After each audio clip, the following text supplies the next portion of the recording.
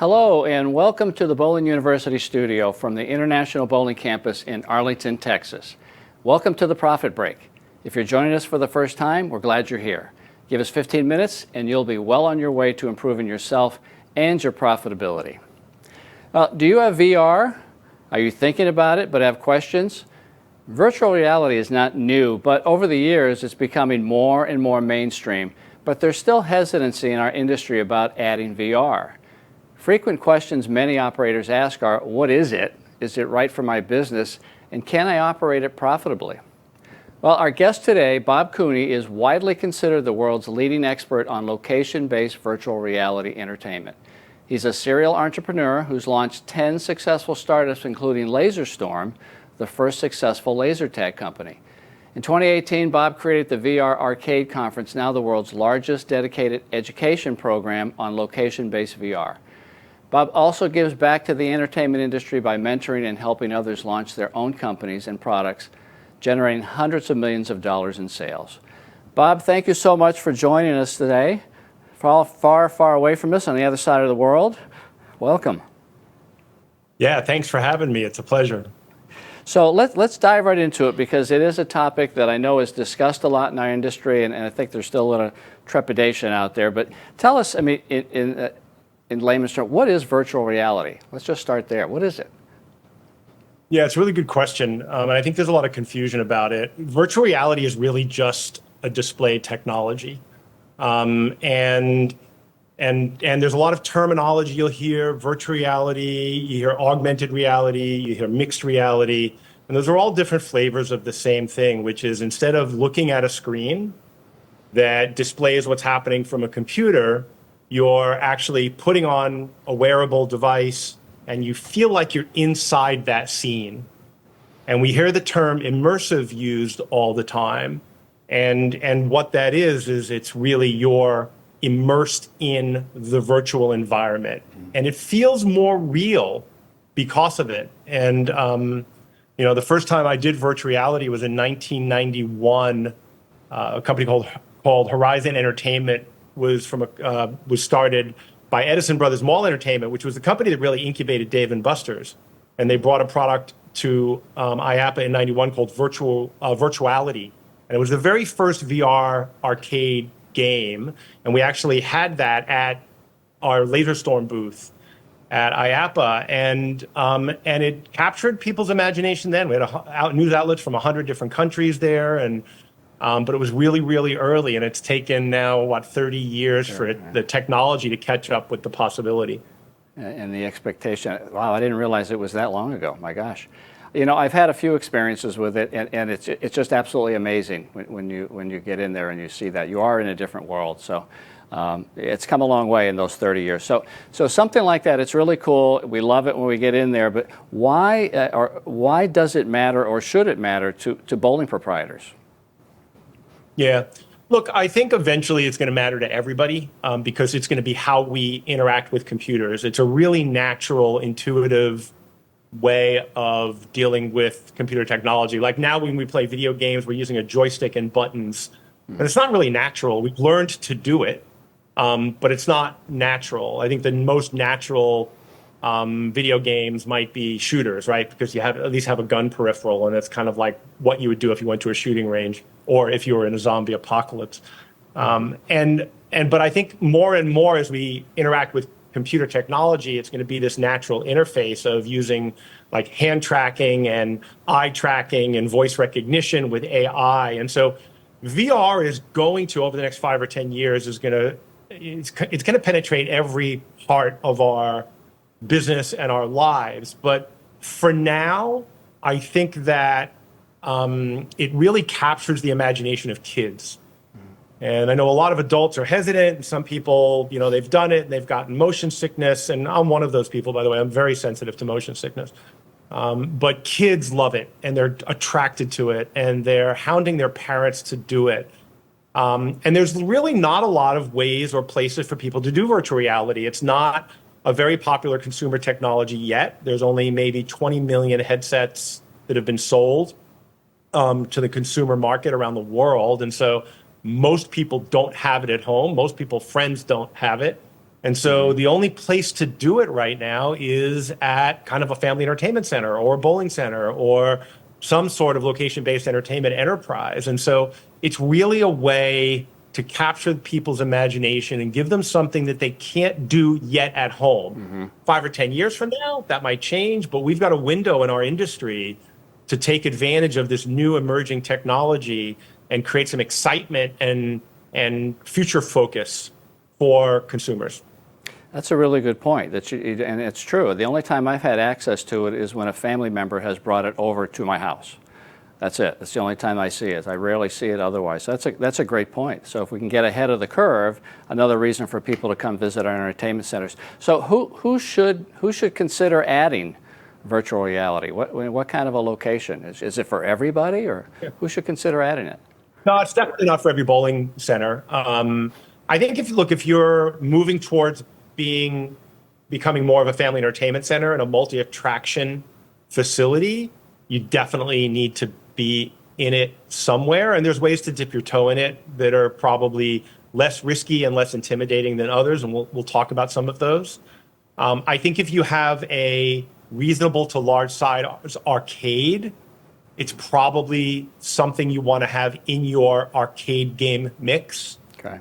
And if you're thinking about laser tag, like I helped start the laser tag industry in 1989.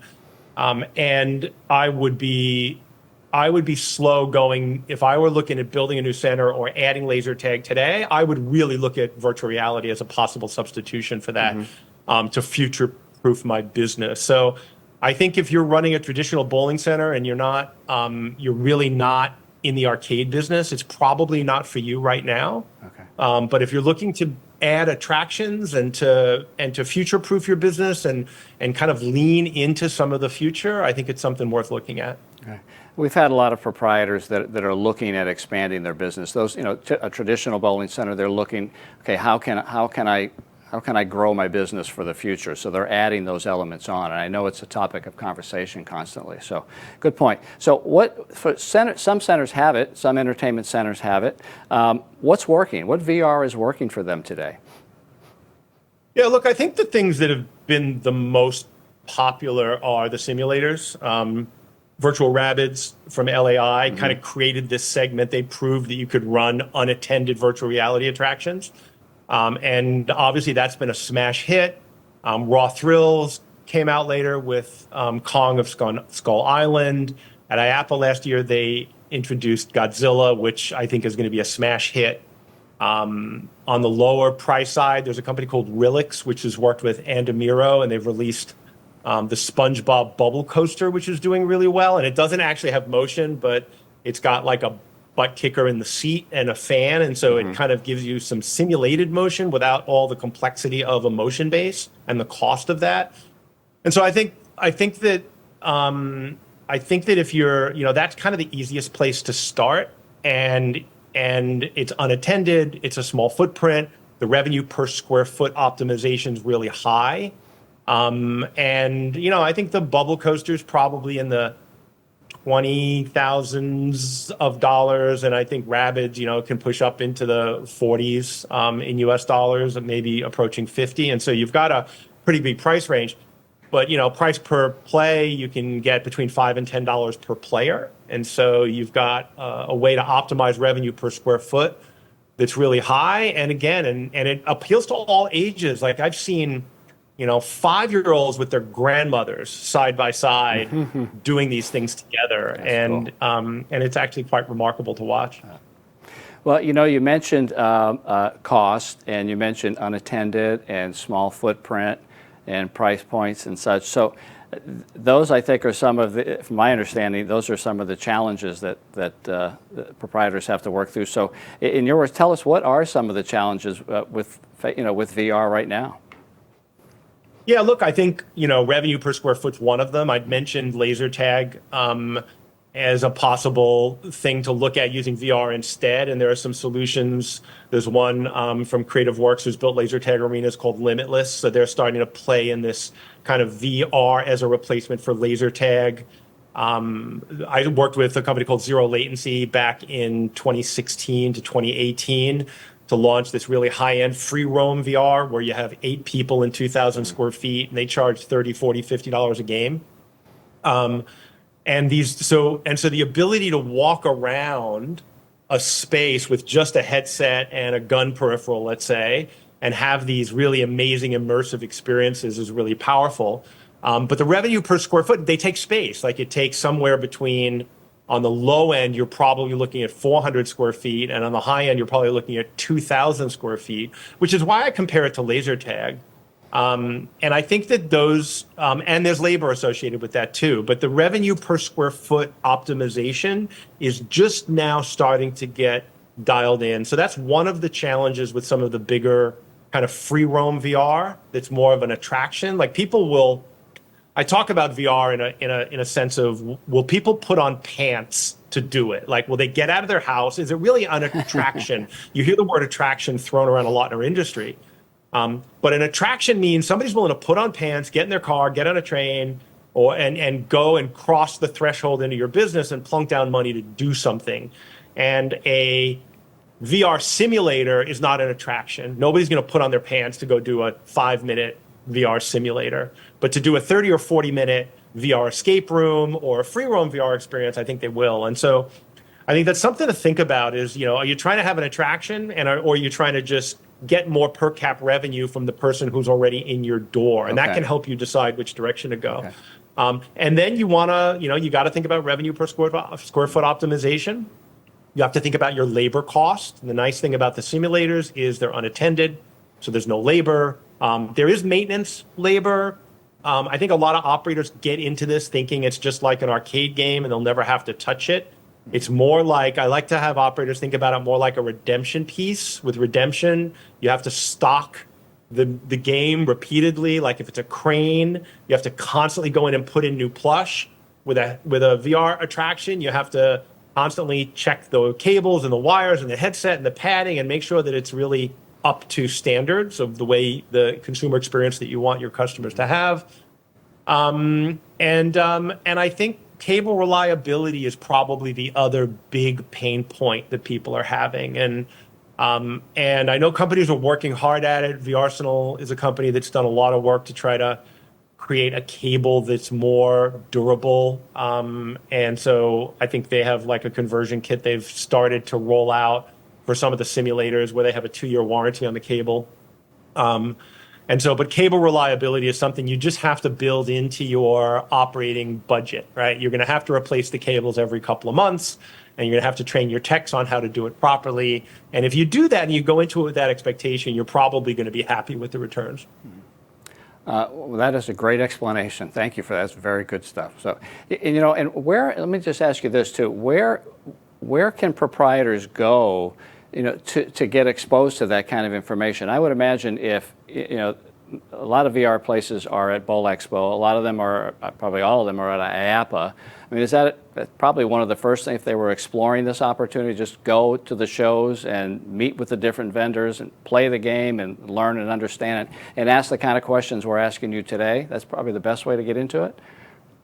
Yeah, look, there were a couple of VR vendors at the BPAA show last year at Bowl Expo. Obviously, IAAPA has a lot more. Mm-hmm. I think there'll be a lot more this year in Orlando. There's also a website that I've helped put together called the VR Collective at vrcollective.com. And that is right now the largest directory of VR attractions and insights you can probably find anywhere. So I'd recommend people go check that out, and they can always message me through that website. I'm always available to answer questions for people. And so you can just message me through that or drop me an email through my personal website or bobc@bobcooney.com. I'm also very active on LinkedIn. And I find one of the biggest frustrations I have is I talk to operators who buy the wrong product and they're frustrated. And I'm like, I wish you would have just called me. I could have saved you that pain that you've gone through, and they don't want to bother me. They feel like they're being a pest or something, and it's not a bother. I really look forward to talking to people and helping them make the right decisions. Thank you for that. I hope they pay attention and they take your advice. So we have time for one last question, and your you're way ahead of us when it comes to VR and what's out there and what's coming next. Can you give us some insight on what we can expect from VR in the future? Yeah, look, I think you're going to see it. I kind of hinted towards it's going to penetrate lots of different areas of our lives, and I think you're going to see it become kind of a computing device. Apple launched the Vision Pro earlier this year, and they started giving a glimpse of the future, how you could, it's a computer on your face. And I know there's a lot of memes about that, and people question whether they want a computer on their face or not. But I think 5 years from now, it's going to be a viable laptop replacement if you're working off of a laptop. I think between now and then, you're going to start to see, and we're already seeing VR used for training of employees. Right now, we have these LMSs with slideshows and PowerPoints, and they don't do a very good job of helping employees retain information. And there's statistics that show that if employees learn in virtual reality by simulation of doing the job task that they have to do, their retention rates are sky high. And so I think we'll start to see, and you're already seeing like companies like Walmart are using it to train employees. And I think the other thing that came out at the VR Summit this past year was there's a real appetite for educational programs in virtual reality. And I think, as we get more of these free roam arenas installed in locations, you'll see more educational field trips coming out to be able to bring a school to a location and to do a virtual field trip instead of having to go to, you're not going to go to the Egyptian pyramids, but you could go and do a free roam VR version of that with a whole classroom. And so I think you'll start in the next couple of years, you're going to start to see education move into the entertainment space, and these hybrid spaces show up where you can play zombie games at night, and during the weekdays you can bring in school groups to kind of learn about subjects that they might not be able to do in the classrooms effectively. Wow. That is amazing. That sounds exciting especially the educational part. I've seen some commercials and such where they do that, and certainly that's exciting. So thank you for that peek into the future. So Bob, thank you for your time today. You're just a wealth of information. I'm so glad you were able to join us.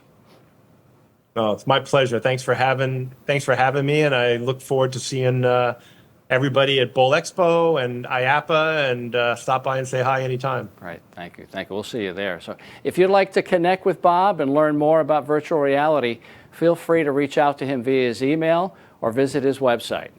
If you're ready to start improving your profitability, you can reach us anytime at education@bpaa.com.